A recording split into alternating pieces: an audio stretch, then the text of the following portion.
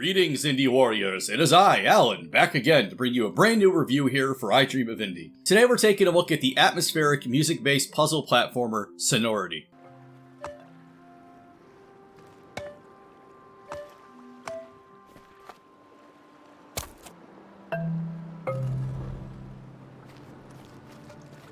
Listen, we're in no trouble whatsoever. She can't solve this puzzle without the fourth note, so we can simply...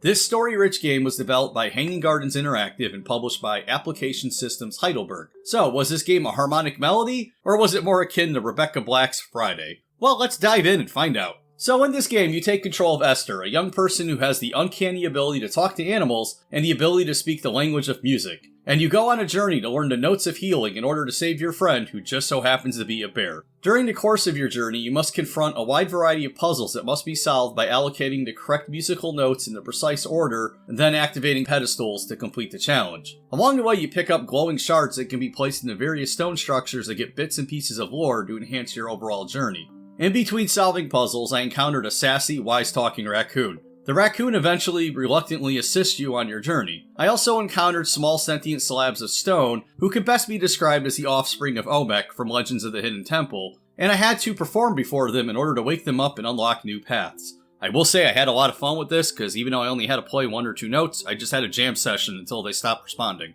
Esther will eventually come across a wide variety of biomes during their journey, as they seek out the ancient teachers in order to hopefully learn the Song of Healing in time to save their friend. Now, you would think with a music-based puzzle game, the controls would be super complicated.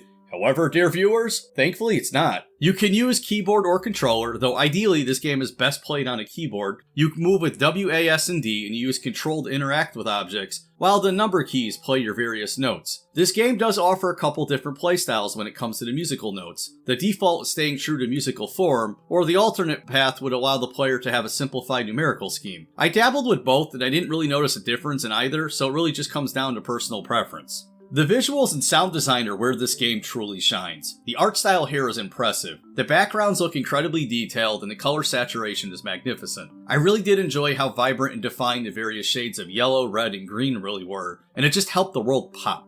The character and NPC models complemented the artistic design quite well. While Esther does teeter a bit on the Uncanny Valley side, I honestly felt that the character designs were more charming and it fit the overall atmosphere the game was going for. The various paintings and murals strewn throughout the world also looked beautiful and further enhanced the overall look and feel of this adventure. The sound design worked really well here too. The voice acting is perfectly fine, nobody sticks out like a sore thumb, as while not groundbreaking, the line readings here were all really good. The subtle mix of wind and wood instruments in the background music were a nice touch, and the sound effects all fit perfectly well. Given that this game is centered around the use of music for solving puzzles, nothing in the sound design felt distracting or out of place. Now, unfortunately, and I preface this as potentially being entirely on me, I hated actually playing the game. The idea behind this game is really solid. Using musical tones to solve puzzles, in theory, sounds like a solid plan. The developers were going for a system that didn't require the player to really have any kind of musical knowledge or background to play, but in execution, this game was nothing but pure frustration for me. Now, early on, the puzzles were quite fun. I had 2 to 3 notes at my disposal and maybe 2 to 4 pedestals to work with. But extremely quickly, and I mean it's like way too quickly, I ran into puzzles that overlap and intersect, and I was just kind of supposed to stumble across a solution without so much of a hint or a clue as to what I was doing. I'm not a musician or a former music major, so I couldn't really tell you what would logically go together from a music standpoint, but I can tell you that I literally sat there and made a math grid of every possible number combination for notes, and still had the game decide that I was wrong, and that I couldn't solve the particular puzzle. I am a huge fan of logic puzzles. Heck, I love Baba Is You. However, and again, this might have just been my complete lack of music skills, I never felt like I really understood what I was doing to solve a puzzle. I spent most of my time watching the pillars twist and turn, hoping to chain the right combination of movements together, than I did any kind of beat or melody. I couldn't really tell you if I was making music properly together, because I wasn't really focused on that, because the game wasn't giving me really any indication that that's what I was trying to do. Now, while I could talk your ear off about the new romance movement and the rise and fall of New Wave,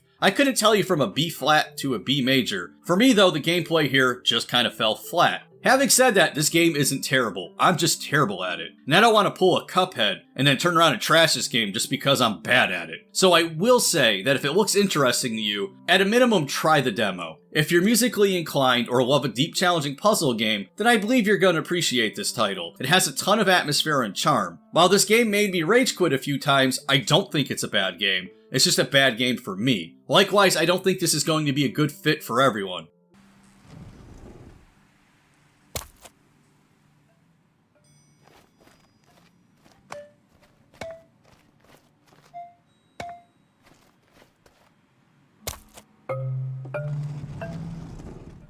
Thank you so much for supporting clickbait-free content here at I Dream of Indie. We would now like to take a moment to shout out our brave indie warriors and legends that help make this channel possible. At the Indie Warriors tier, we have Bill, Christian Cruz, Adriana Amato, CJR, PSC, Julian Colbus, Jesse, Ray Lynn, Marky Mint, Dave Hart, Peekaboo, Lex Noyle, Strick9, and Chic Geek. At the Indie Legends tier, we have Jen Rose, Larkison, Mitchell Hall, Peach, Skepticism, C. Coyle, Nathan Moore, Chris Jackson, Mr. W, Blue Francis 14, The Beefarinis, Business Cody, Carmen Red, Jace Glover, King of the Hatch, and Ophidian Mind. Thank you so much for everything that you do for independent developers, publishers, and for I Dream of Indie. Head on down to the description box below. Let's defeat the gaming echo chamber and bring a voice to the voiceless ones in gaming.